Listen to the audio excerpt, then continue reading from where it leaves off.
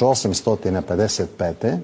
u Ateni je objavljena knjiga Sintagma po narudžbi Carigradskog patrijarha. Velika je to knjiga, ima više od 700 stranica.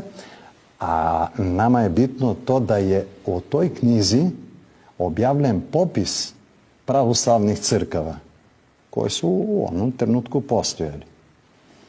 I tamo redni broj 7 ima, dobro, samu sintagmu nisam ja pronašao, pročitao sam, Crnogorci su pisali da postoji takva knjiga, ali oni su pisali samo o svojoj crkvi da je tada postojala, pa sam morao pročitati knjigu da vidim koje su još crkve postojali u onom vremenu, na grčkom.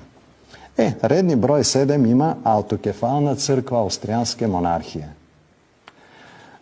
Njen je poglavar blaženi sveti arhijepiskop Karlovački i patrijarh gospodin Josif Rajačić. To je isti onaj koji dok je bio patrijarh Hrvatski se je pokušao prikazati kao patrijarh srpski, ali njemu je bilo to svjetovni titul. A on kao da crkveni. Evo, Carigradski patrijarh njega ne spominje kao patrijarh srpski. Nema. Piše blaženi sveti arhijepiskop Karlovački gospodin Josif Rajačić. Redni broj 6 je autokefalna crkva Cipra. Ne Ciprana. Nije po narodu, nego po državi. Redni broj 8 je autokefalna crkva Sinaja. Ne Sinajeca, nego Sinaja. Redni broj 9 autokefalna crkva Crne Gore, ne Crnogoraca. Pa i ova o koja je reč, Karlovačka, i ona nije autokefalna crkva Austrijanaca, nego Austrijanske monarhije. Po državi je.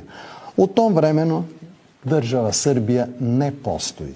Pa ne postoji i bilo kakva crkva Srbije. Nego na tom popisu u sklopu podružnice Carigradske patrijaršije postoje 3 biskupije koji sastavljaju arhijepiskopije Srbije, koje je podružnica Carigradske patrijaršije. Nije samostalna crkva. A ove koje sam ja nabrao, to su autokefalne crkve. Dakle,